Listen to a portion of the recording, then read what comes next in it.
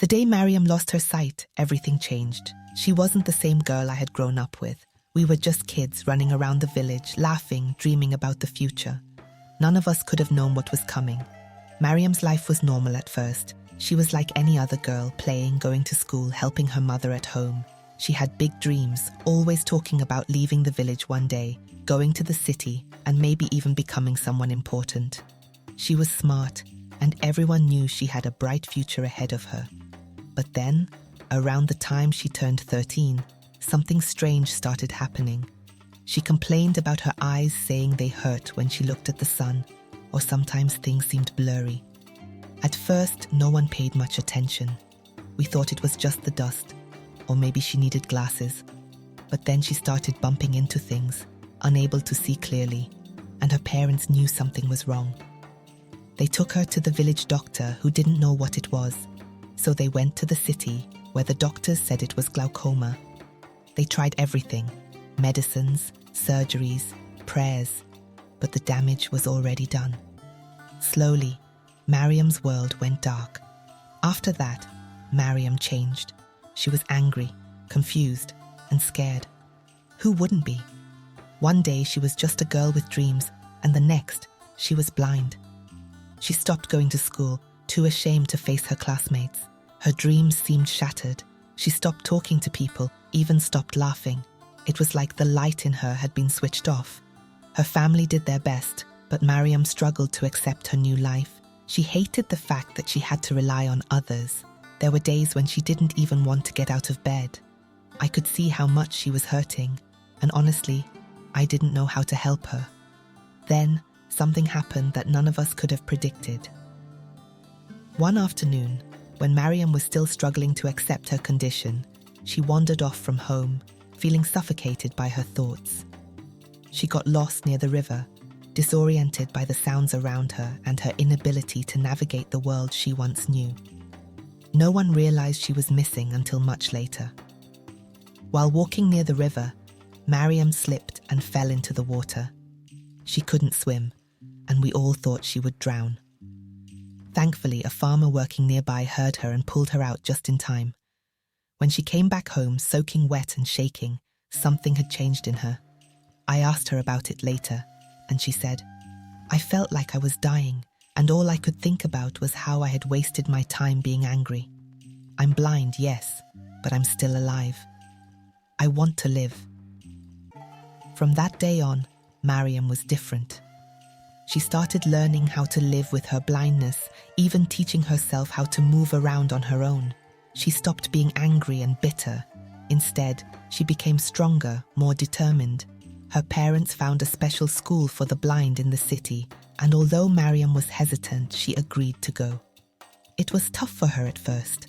She had to switch schools, leave her friends behind, and adjust to a completely new way of learning.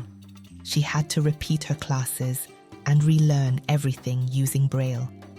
The girl who had once excelled in school now struggled just to get by. But Mariam, even in her darkest moments, was always a fighter. Slowly, she got the hang of it. She learned how to read and write using Braille, learned to navigate her surroundings without sight, and before long she was back at the top of her class. She worked harder than anyone else, determined to prove that her blindness wouldn't hold her back. When she finished school, she got a job as an advocate for people with disabilities. It was perfect for her. Mariam had always been passionate about helping others, and now she was in a position to fight for the rights of people like her. That's when she met Ali. Ali was a lawyer at the same organization, specializing in human rights. At first, their relationship was strictly professional. They worked on several cases together, advocating for better access to education and healthcare for people with disabilities. Slowly, though, their friendship deepened.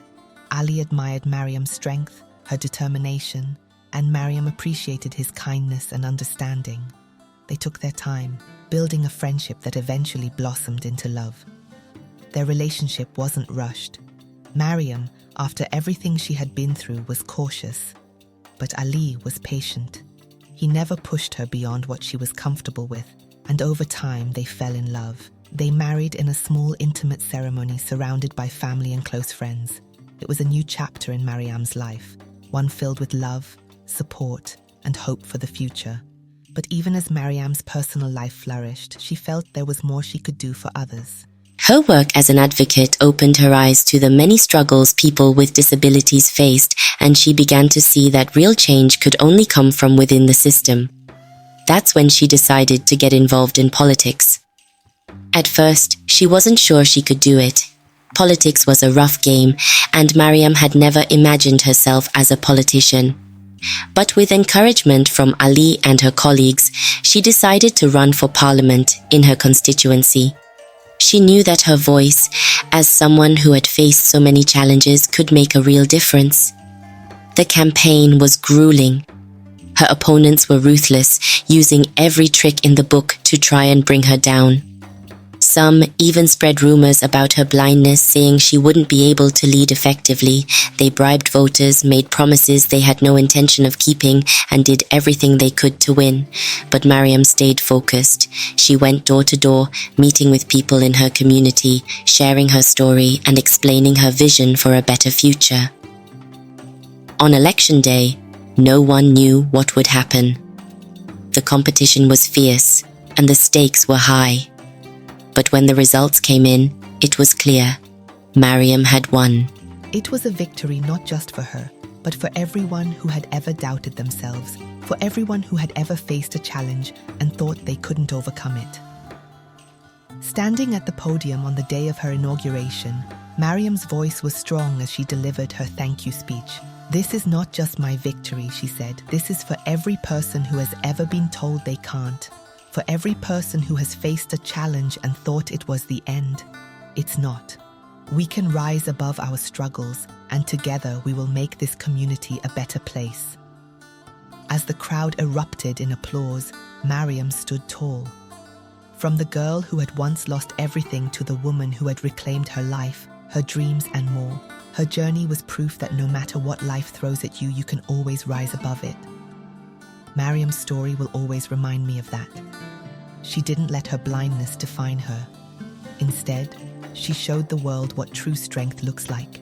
Thank you for joining me on this journey. Your thoughts and opinions of the story are invaluable, so please share them in the comments below. If you enjoyed this story, don't forget to like, share, and subscribe. Your support helps this channel grow and brings more stories to life.